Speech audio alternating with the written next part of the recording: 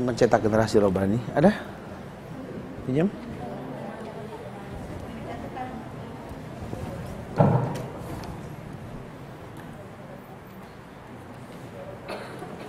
Setelah iman kalau nggak salah ya.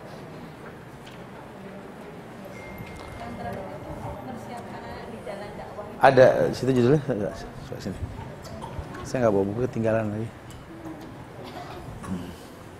Ini ada nih sudah. Oke. Kasih ya. Ini ya.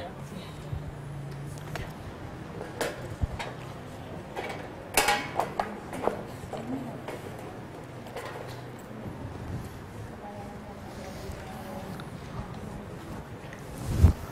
A'udzubillahi minasyaitonirrajim. Bismillahirrahmanirrahim. Assalamualaikum warahmatullahi wabarakatuh. Alhamdulillah hamdan katsiran tayyiban mubarakan fih kama yuhibbu rabbuna wa yarda. Asyhadu an la ilaha illallah wahdahu la syarikalah wa asyhadu anna Muhammadan abduhu wa rasuluh. Ya ayyuhalladzina amanu taqullaha haqqa tuqatih wa la tamutunna illa wa antum muslimun. Ya ayuhan nasu taqu rabbakum alladzi khalaqakum min nafsin wahidah wa khalaqa minha zawjaha wa bassa minhuma rijalan katsiran wa nisaa wattaqullaha alladzi tasaaluna bihi wal arham innallaha kana 'alaikum raqibah. Ya ayyuhalladzina amanu taqullaha wa qulu qawlan sadida yuslih lakum a'malakum wa yaghfir lakum dhunubakum wa may yuti'illaha wa rasulahu faqad faza fawzan 'azima.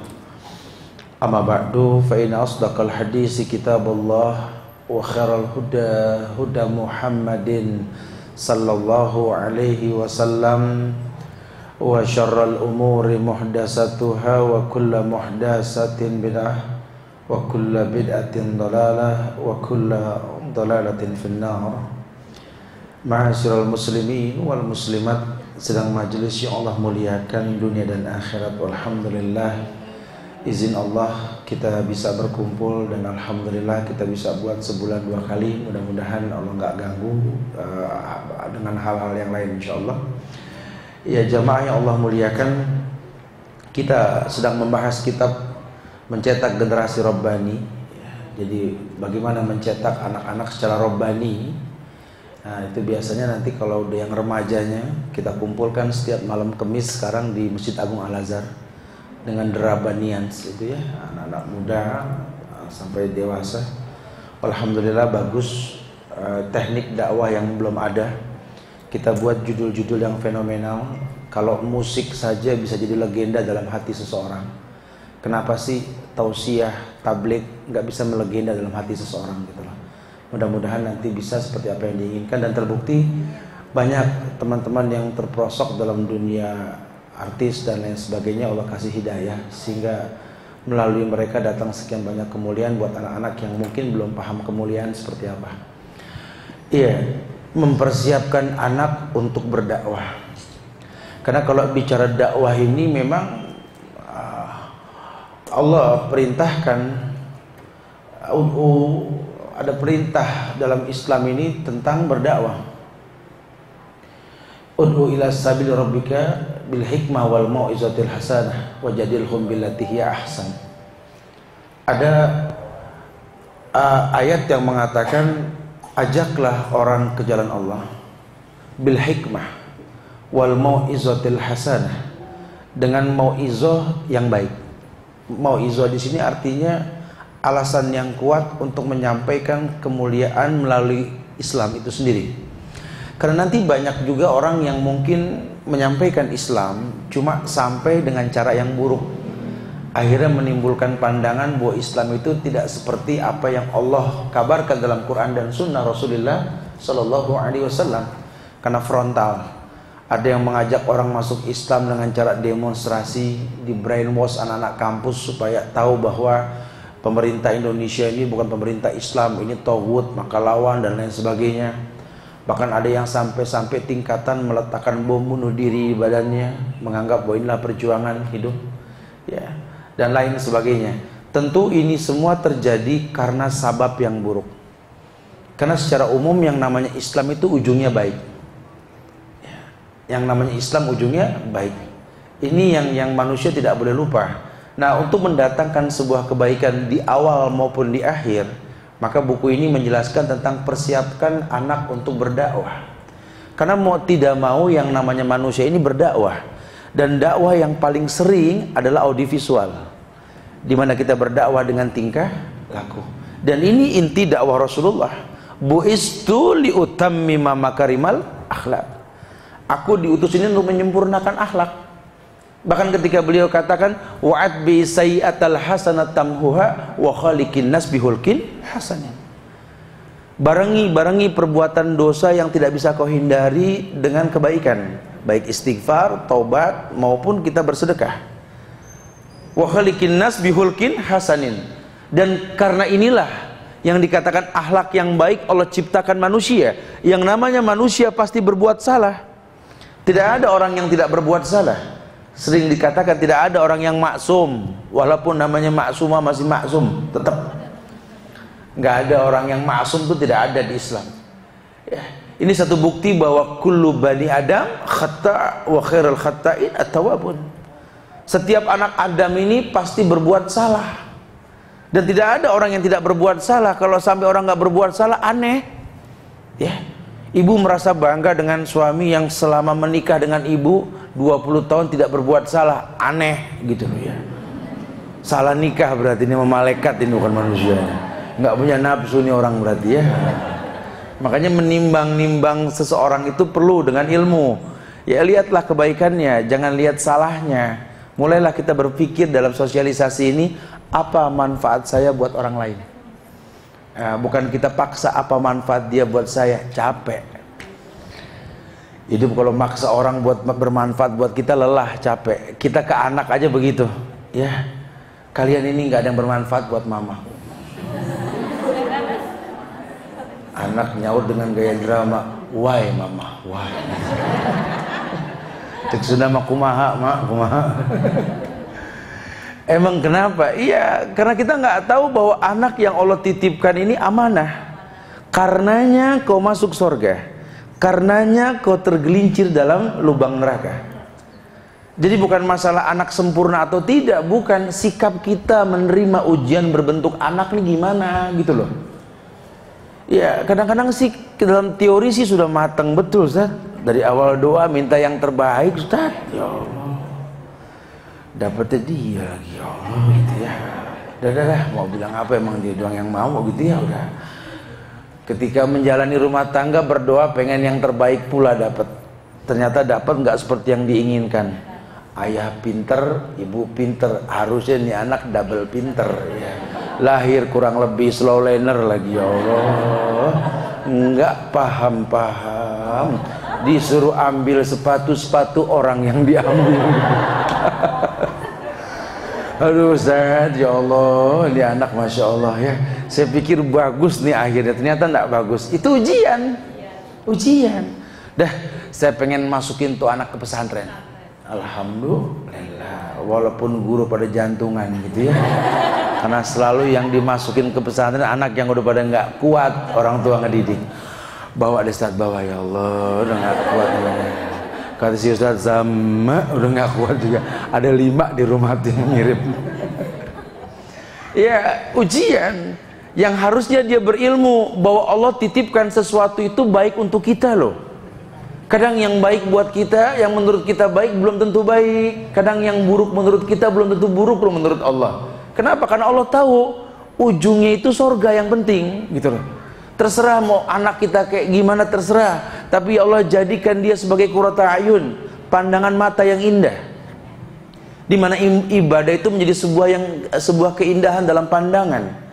Ya, kita sholat, anak betul-betul jadi anak yang baik dengan sholat. Maksudnya apa Ustaz? Iya, kebayang nggak kalau orang sholat itu jadi pemandangan yang indah? Kebayang nggak? Kayaknya biasa aja deh Ustaz gitu ya. Enggak, satu saat nanti ketika kita pegel sama anak, dia nggak mau sholat, terus dia sholat, ya Allah senengnya, berasa gak? Kita suruh nih anak sholat nggak pernah mau, subuh susah bangun, dilalah. Satu waktu entah apa sebabnya dia bangun, berpenampilan yang rapi, mau kemana nak mau sholat? Ya Allah, belum sholat aja udah arti ini senengnya, Masya Allah gitu ya. Dia sholat lagi, Allahu Akbar. Ya Allah, kira-kira kalau ngelihat kayak gitu apa yang kita baca tuh? Robbi habli, nggak pas. Kalau Robbi habli minasolin, anak lagi bangor ya. Anak lagi nakal, lagi bandel tuh. Robbi habli minasolin, ya Allah, tuh pas. Tapi kalau anak sudah berbuat baik, Robbi auzi'ni an ashkura ni'matakallati an'amta. Ya Allah, ajarkan aku bersyukur ya Allah. Bersyukur punya anak sekecil ini mau sholat berjamaah. Bersyukur punya anak sekecil ini mau beribadah. Dulu saya sebesar itu boro-boro mau sholat gitu loh ya. Kan bersyukur enggak?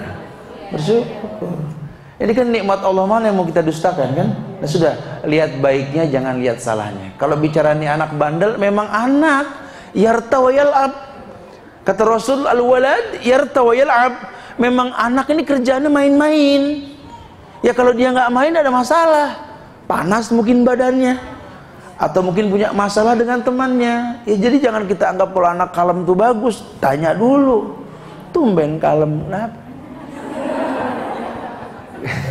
Ada masalah atau punya tujuan biasanya anak itu.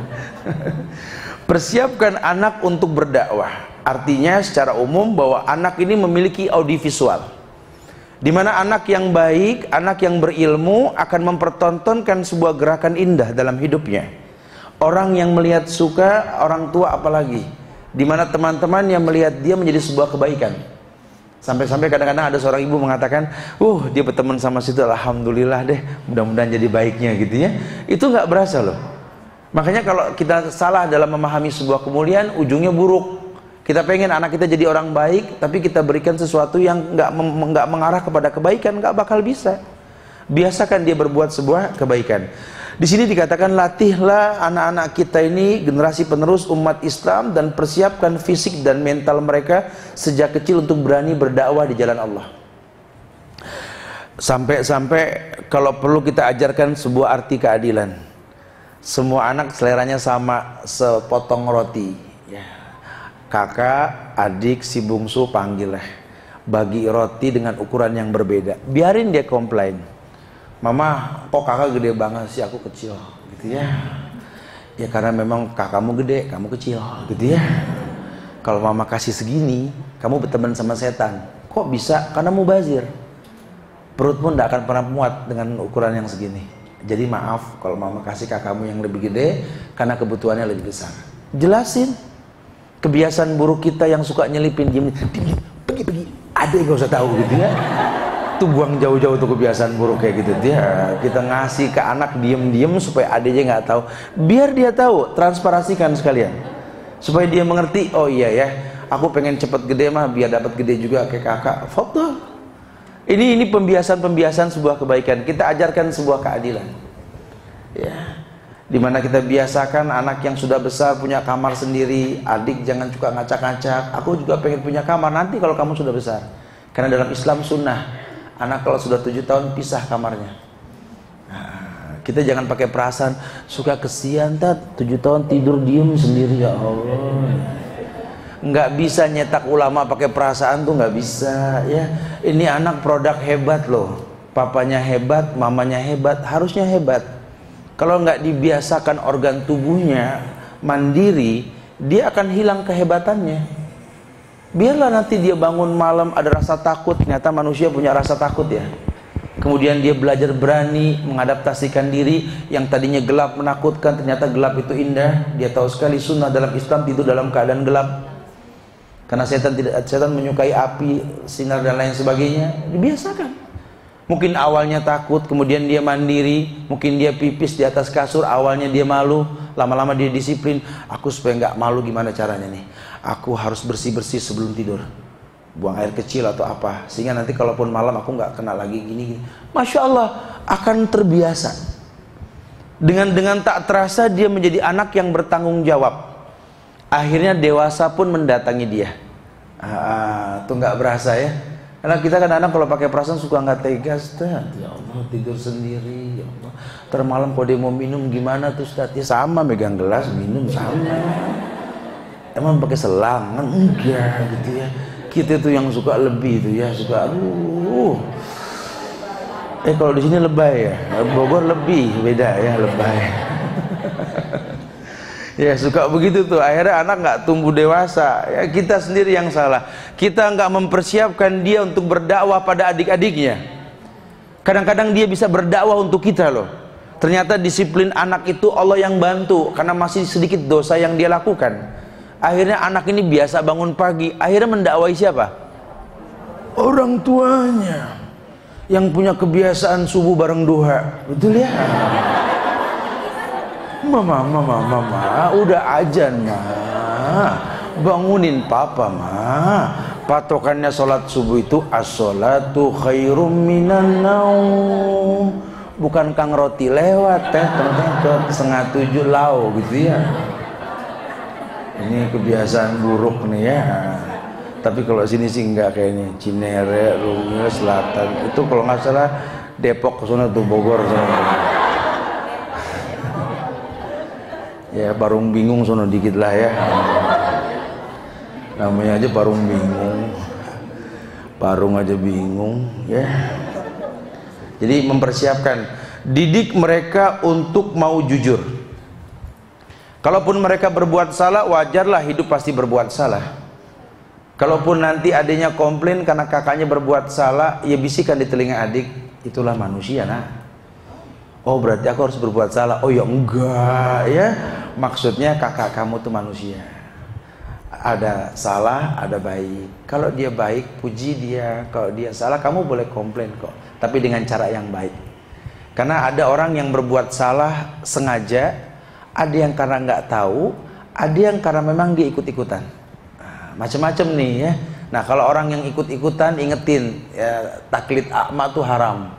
Kalau anak yang nggak tahu bagaimana? Ya kasih tahu. Kalau dia lupa, ingetin. Yang salah, yang sengaja berbuat salah. Islam hukum seperti itu. Jadi diajak dialog. Jadi jangan dibiarkan anak tuh tumbuh dewasa dengan internet, dengan tontonan. Bahkan dia dewasa dengan film karton. Yang bikin film karton ini siapa? Lawang orang yang nggak jelas agamanya kok. Ya, akhirnya anak kita terbiasa tumbuh dengan tontonan yang kita sendiri nggak tahu inti dari tujuan film itu dibuat. Makanya saya lagi coba gembor-gembor ini, ayo anak-anak muda juga pada kreatif, bikinlah tontonan-tontonan yang membangun gitu loh. Yang betul-betul memang di setting ini tontonan untuk sebuah kebaikan. Ya, bukan tontonan yang kita serahkan pada seseorang dianggap baik dengan bahasa seni. Tapi ternyata yang buat orang yang seniman-seniman yang nggak sholat, ya nggak ada kebaikan. Lawang buat dirinya saja nggak terpakai kok kebaikan. Bagaimana dia tawarkan kebaikan buat orang lain? Nggak. Mulai kita berpikir, kita mulai tahu, walaupun kita nggak usah nimbrung terlalu dalam kalau dalam pendidikan anak di sekolah ya, karena banyak juga ibu-ibu nih yang kadang-kadang usia dengan anaknya terlalu jauh sehingga rasa empatinya sangat tinggi. Mungkin dia dulu terlalu sibuk dengan pekerjaan sekolah sampai menikahnya agak terlambat. Nah ketika dia punya anak masih kecil, dia sudah renta, sudah bukan anak muda lagi. Rasa khawatirnya tingkat tinggi. Sampai dia sekolahkan ini anak di sebuah sekolah, tapi nimbrung dalam pendidikan anak dalam kelas. Guru bingung, lawang dia donatur, gitu ya. Ini kalau salah ngomong urusannya nggak gajian nih urusannya. Jadi akhirnya selalu ada dispensasi hukum, itu sebuah kesalahan tuh. Udah, kalau kita pilih sebuah balai pendidikan, kenali gurunya, paham visi dan misinya. Makanya jangan cuma baca spanduknya tuh nerima murid barunya doang, tujuan tuh sekolah boleh. Kalau perlu ketika mau mendaftarkan anak, tanya sama gurunya, ini yayasannya apa? Misalkan yayasan Imam Malik bin Anas, itu siapa sih? Tanya dong. Orang mana tuh Imam Malik bin Anas gitu loh. Kenapa mesti namanya dia? Kata gurunya, ya wallahu alam, balik dah. Nggak usah sekolah di situ mendingan. Lawang gurunya aja nggak paham judul sekolahnya gitu kan. Nah, tapi kalau dia bisa menjelaskan tentang judul sekolah dan targetnya apa, mulai kita bersahabat dengan guru-gurunya tuh boleh. Karena berteman sama guru kan baik, ya orang-orang baik. Almar'u ala dini khalili. sehingga kita bisa tahu nanti ini dari sekian banyak guru nih yang karakternya cocok nih ke anak kita. Kan ibu sekolah buat anak kan. Kalau guru masih meraba siapa nih anak, ibunya tahu, boleh kasih saran, anak saya ini kelebihannya begini, kekurangannya begini, saya berharap kamu bisa bersahabat dengan dia. Ya silakan didik dia, saya nggak ikut campur. Tapi kalau ada permasalahan jangan cari-cari sendiri jawabannya, tanya saya. Kan ada kumpul wali murid tiap bulan atau setiap sekian bulan sekali, itu boleh kasih masukan, sehingga ada kerjasama antara orang tua dengan guru, ujungnya indah. Tapi kalau sama-sama nggak paham siapa yang dididik dan siapa yang mendidik, ini yang jadi rusak. Katanya si itu nakal pak, yang mana? Itu si Ahmad. Yang mana ya, lupa mukanya, kata gurunya begitu. Berarti kan nih guru nggak pernah ada sama murid dia. Dia katanya gini sama temannya, dia menyakiti. Wallahu alam. Wow. Ini sudah nggak nyambung. Nah, kalau begitu perlu tuh kasih masukan. Ya, sekedar saran, bukan masuk ke dalam teknik pendidikan. Karena nanti beda, mendidik di dalam rumah dengan mendidik di dalam kelas tuh beda. Ya kalau dalam rumah kan tidak ada saingan ini anak. Lawang yang lainnya adik gampang gitu mah ya. Tapi kalau dengan yang seumuran ini saingannya banyak, sehingga anak akan belajar mandiri. Saat itu tidak ada anak yang pinter, semua anak sama. Justru kalau pasca PAUD, TK, SD itu tidak ada anak yang pinter, tapi anak yang mandiri yang dicari, di mana dia mengadaptasikan diri untuk menjadi orang yang layak meniru dan mencontoh. Nah, guru yang baik tahu bukan beban pelajaran yang dia masuki, tapi teknik mempertontonkan gerak tubuh yang baik kepada anak. Bagaimana cara duduk yang baik, masuk ke sebuah lingkungan, mengucap salam, senyum pertama kali ketika menyampaikan sesuatu, itu buat anak ditangkap. Terbiasa dia. Nanti kalau sudah SMP ke sana baru kita akan kelihatan nih, anak yang memang punya diri, jiwa, siap menerima masukan ilmu akan kelihatan tuh. Makanya banyak anak yang bodoh waktu SD, jenius ketika SMP banyak. Ya cuma masalah apa, cepat tidaknya beradaptasi aja lah. Sehingga kita orang tua perlu menggarisbawahi, jangan sering-sering mindahin anak. Sekolah ini pindah sini. Ini anak nggak punya karakter. Ya pohon saja kalau pindah pot mulu bantet nggak berbuah ya, akarnya keganggu. Sama dengan jiwa anak, akhirnya dia bingung mana yang mesti saya contoh mana gitu loh. Mungkin ini anak pinter cuma nggak punya karakter. Makanya homeschooling itu bagus, tapi lebih bagus sekolah boarding gitu loh. Karena kalau homeschooling ini pinter cuma nggak bisa bergaul nih anak. Jadi kalau memang harus ini anak homeschooling, tugas orang tua ini mengajak dia untuk bergaul. Ya terserah mau kemana yang kira-kira positif. Sekarang banyak kok kegiatan-kegiatan positif, banyak banget, alhamdulillah ya. Mudah-mudahan kita bisa mengadaptasikan seperti itu. Ya poinnya, persiapkan anak untuk berdakwah. Karena mau tidak mau dia akan berdakwah. Ajarkan kepada mereka tentang hakikat hidup, ajarkan kepada mereka tentang akidah, tanamkan kemuliaan. Karena yang namanya orang tua pasti akan melontarkan doa kepada anak-anaknya. Kalau tidak ya rusaklah, keburukan akan dia miliki karena dia cuma butuh contoh. Dia butuh sesuatu yang baik. Dia akan berkata ayahku, ibuku, umi, abi atau apalah. Dengan alasan bukan cuma sekedar ucapan. Karena anak-anak SD itu biasanya senang untuk menyebut nama-nama orang tuanya. Ya, bahkan kadang-kadang canda mereka menyebut nama orang tuanya dia marah. Zaman-zaman sekolah gitu ya, kayak saya nih ayah saya Umar, marah gitu kan, nama orang tua kita dipanggil. Tapi kalau memang dia marah ada alasannya, bagus ya. Kenapa kamu marah? Ya dia panggil ayahku nggak sopan, aku nggak suka, ayahku kan hero. Jauh gitu ya. Ya tapi kalau memang dia betul-betul paham, baik, nggak suka aku, karena kan ukuran anak seperti itu ya. Tapi dia tetap akan mengatakan ayahku, ibuku, itu anak. Makanya kalau sampai dia berkata ayahku, ibuku, alasannya apa? Nah, mendatangkan sebuah alasan ini kan butuh rutinitas. Karena kita nggak paksa anak supaya ngerti mama, ngerti papa, ngerti ayah ibunya, tidak. Ya, dia akan paham sendiri nanti. Nggak usah tiap ketemu, sini nak, lihat mamahmu nak. Nggak usah gitu. Anak sekarang misalnya nyaut, mama kenapa? Gitu. Ya, Ini semua didukung akan kesehatan batin maupun lahirnya. Makanya di bab berikutnya dijelaskan pendidikan jasmani dan kesehatan anak. Saya sempat sampaikan kemarin bahwa wahyu itu berat. Sekarang sudah tidak ada wahyu. Nabi sudah tutup, ya, khataman nabiyyin, Nabi Muhammad penutup para nabi dan rasul. Yang berikutnya yang berat itu ilmu. Kita harus tahu kalau memang anak ini pengen berilmu dan ilmu itu bermanfaat, tolong. Islam tuh tidak main-main tentang bab bersiwak atau sikat gigi. Karena anak itu bohong. Bohong itu dari setan.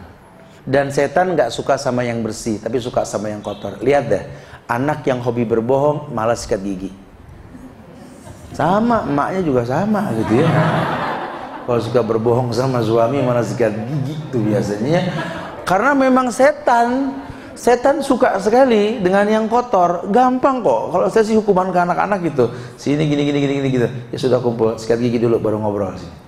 Dan ternyata memang guru-guru pun melongo. Iya, status simpel itu. Iya, bukan bahasa sesimpel itu karena Rasul yang mengatakan, "Laula an asyukku ala ummati la amartum bisiwak inda kulil wudhu was shalah."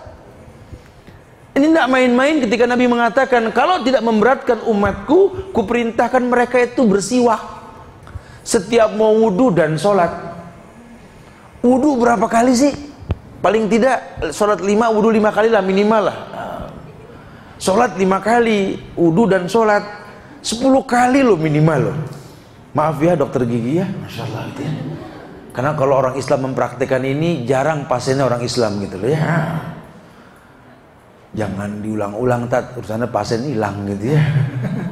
Ya harus disampaikan. Ini bahasa mudah, dimana dia akan berkata tentang ilmu. Wala ilmun nur wa nurullah la yuhdalil asi. Dan ilmu itu cahaya Allah nggak mungkin keluar dari tempat yang bermaksiat. Ya, dengan sendirinya nanti anak yang bersih, mandi, sikat gigi, dia mau berbohong itu berat. Kenapa? Batinnya orang baik, lawang mamahnya baik, kok ayahnya baik, harusnya baik. Kalau sampai dia nggak baik, ada kolaborasi nih. Di Al-An'am ayat 82 akan Allah mengatakan bahwa walladzina amanu walam yalbisu imanahum bizulmin ulaika lahumul amnu wa hum muhtadun. Di mana orang beriman yang beramal soleh, dia tidak campur adukan iman dan amal solehnya dengan kezoliman. Jorok, maksiat, dosa, zolim pokoknya itu ya. Allah janji ulaika lahumul amnu wa hum muhtadun. Dia akan mendapatkan al-amnu. Kalau amnu ketentraman, al-amnu ketentraman yang datang dari ibadah yang dia lakukan. Makanya anak yang bersih, nuntut ilmunya gampang, jiwanya tenang. Ayat kelanjutannya wa hum muhtadun, mereka mudah diberikan hidayah. Nah kalau anak ini jiwanya sudah tenang, ya kalau dibilang anak bergerak mah anak pasti bergerak lah ya, nggak mungkin kalem pasti, tapi bersih, gerakannya itu gerakan yang positif karena dia pengen mencoba, wajar lah ya, biasalah anak itu. Makanya ada iklan-iklan di TV itu tentang jorok itu mendidik, kotor itu mendidik. Ya kotor yang bagaimana dulu ya. Kalau kotor-kotoran pasir tanah dalam permainan alam sih silakan ya. Tapi kalau sesuatu yang memang jorok sampai kukunya kotor gitu ya, atau apalah sampai badannya memang tidur tuh dalam keadaan nggak bersih, jangan. Bawel sedikit lah kalau bisa, kalau tidur mandi atau mungkin berwudu. Kalau kira-kira betul-betul kotor ya mandi. Kan kita pengen dia dalam keadaan mati kecil dan bersih. Ya, jangan sampai tidur dalam keadaan kuku kotor, belum mandi, nggak sikat gigi. Ya doa sih doa. Tiap melihat anak tuh izukuma bi kalimatillahi tammati min kulli syaitonir rajim. Ya Allah, wa min hamatin wa min ainin lama. Itu doa ngelongok anak tidur tuh kan. Kita doain. Tapi kalau tuh anak kotor, nggak bersih, ya sama juga bohong. Atau anak sudah dewasa, dia sudah ngekos, kuliah atau apa, ibu doakan di sini, tapi yang didoakan itu menentang Allah, nggak sampai doa. Nanti masuk ke 50 penyebab doa tidak terkabul. Salah satunya itu tuh, kita nggak mempersiapkan kebaikan buat sesuatu yang kita doakan. Kita nggak kasih yang halal. Kan kita kalau kita mau berdakwah di masyarakat, saya juga sampaikan ke teman-teman para dai ya, antum jangan cuma bawa buku langsung qala Allah wa qala Rasul, jangan ya. Ini kalau bisa tahabu dulu, saling memberi hadiah timbul cinta. Nah kalau orang sudah senang kita dakwanya gampang.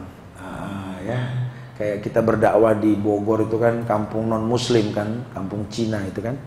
Ya setelah berdiri yayasan selama 6 tahun baru insya Allah tahun ini kita adakan sholat Id. Dan ternyata masyarakat pun mau bergabung ya, Pak Kiai mau duduk manis dengerin sunnah gitu ya. Kenapa? Setelah mereka merasakan iya ya manfaatnya dahsyat ya. Dan itu kita praktikkan setiap malam Kamis itu kan di Masjid Agung Al-Azhar, ribuan anak muda hadir semua. Dan orang mulai melihat iya ya ternyata Islam itu nggak kaku ya. Penampilan anak-anak metropolis, obrolan-obrolan mereka, banyak ibu-ibu komentar, ya Allah Ustaz saya sampai merinding dengar kayak anak-anak muda nongkrong dengan style yang unik gitu ya, ala mereka. Tapi yang diomongin tuh ada sabda Rasulullah. Allah berfirman dalam ayat jangan cie-cie, jangan bubar urusannya, biarin. Alhamdulillah sekarang tongkrongan anak itu ngebahas Quran dan Sunnah kan dahsyat. Dulu yang diomongin merek sepatu, betul? Converse, sama neck coret, masya Allah gitu ya. Merek-merek yang diomongin ya, sekarang nggak, yang diomongin qala Allah wa qala Rasul. Remaja-remaja putri yang diomongin tentang kerudung, masya Allah. Aku punya dong, dulu waktu aku masih yang kecekek, sekarang udah nggak gitu. Obrolannya tuh seputar gitu loh ya, bahasa-bahasa mudah ya. Alhamdulillah, udahlah ya. Pokoknya paling nggak dia ngomongin masalah hijab dah. Ini kan sebuah hal yang baik. Nanti kalau bicara kesempurnaan yang milik Allah, biar waktu nanti yang bercerita. Orang kan sempurna nggak bisa langsung.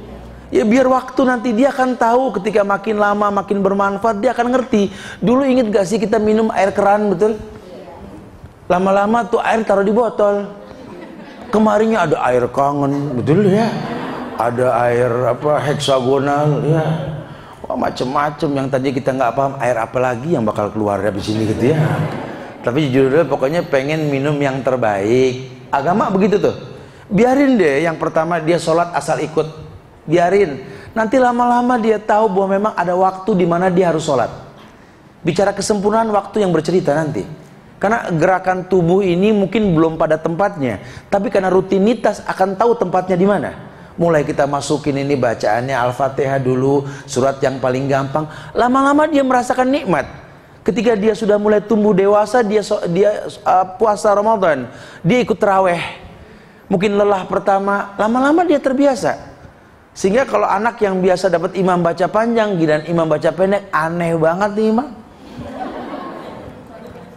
Kata tamu yang ikut sholat, bagusan pendek gitu. Lalu dia nggak terbiasa pendek ya. Tuh anak tuh begitu tuh. Saya perhatiin banget perubahan mereka sampai mereka nih ya udah ada yang agak dewasa gitu ya. Aduh dulu masya Allah. Ternyata agama ini mudah. Ad-dinu nasiha, agama sebuah nasihat, agama sebuah kemudahan. Dan agama merupakan sebuah kemudahan. Kalau manusia sudah merasakan mudah dengan agama, dia akan pegang itu agama. Bahasa Nabi apa? Walau anta addu ala asri sajaratin wa anta ala dhalik.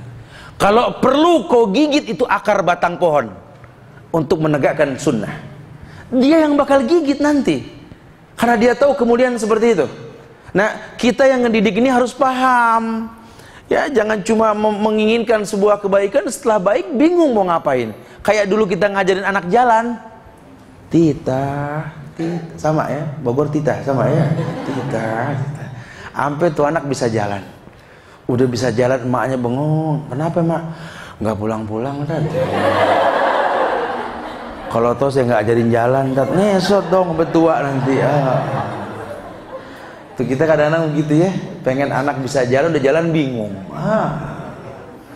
Ya karena kita nggak tahu kalau dia udah jalan mau ngapain, kita nggak pernah tahu. Harusnya dari pertama ngedidik jalan, hati ini berdoa, ya Allah mudahkan dia melangkah kepada kebenaran ya Allah.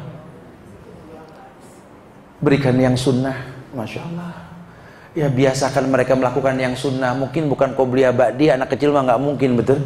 Boleh bu, karena ada hak ini anak dari nafkah ayahnya. Kalau saya sih mencontohkan buat keluarga gitu ya, saya kasih nafkah buat anak yang kecil ini, tolong sisihkan 10.000 aja satu hari dari uang yang saya kasih. Nah, nggak berasa sebulan 300 loh, setahun 3.600.000. Nih anak tiap tahun korban kambing. Masya Allah. Ya. Kebiasaan buruk lihat recehan numpuk buang jauh-jauh tuh ya. Saya susah disiplin kayak gitu, nggak boleh lihat duit numpuk pengen belanja aja hawanya tuh. Biasain tuh, biarin 5.000 juga kan 1.800.000, lucu tuh kambing, Masya Allah ya. Ukuran yang paling kecil 1,8 gitu ya. Maksudnya tuh kayak gitu, anak belum paham tuh Bu. Orang tua yang harus paham. Simple ya. Karena dahsyatnya efek korban. Dahsyatnya efek korban. Ya, sampai-sampai Allah perintahkan Nabi itu menyembelih anaknya, bukan berarti Allah kejam suruh motong anak, bukan. Dan jadi contoh yang terbaik bahwa menyembelih itu membuat lembut hati orang yang menyembelih. Apalagi kalau memang membiasakan, kalau anak kan belum tahu dosa, dia hafal Quran, ibu cerita sama semua orang ria, ibu yang tanggung dosa, anak kena efek buruk. Biarin anak sudah hafal sekian juz, kunci udah. Jangan diekspos. Biarlah mangga itu matang ranum jatuh pada waktunya. Jangan sampai ini anak belum apa-apa udah diekspos. Udah terlalu banyak anak yang zaman di PAUD, zaman SDIT hafal Quran, gede jago demo. Banyak.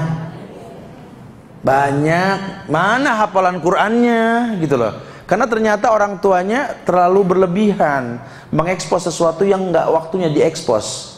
Akhirnya sombong nih anak ya.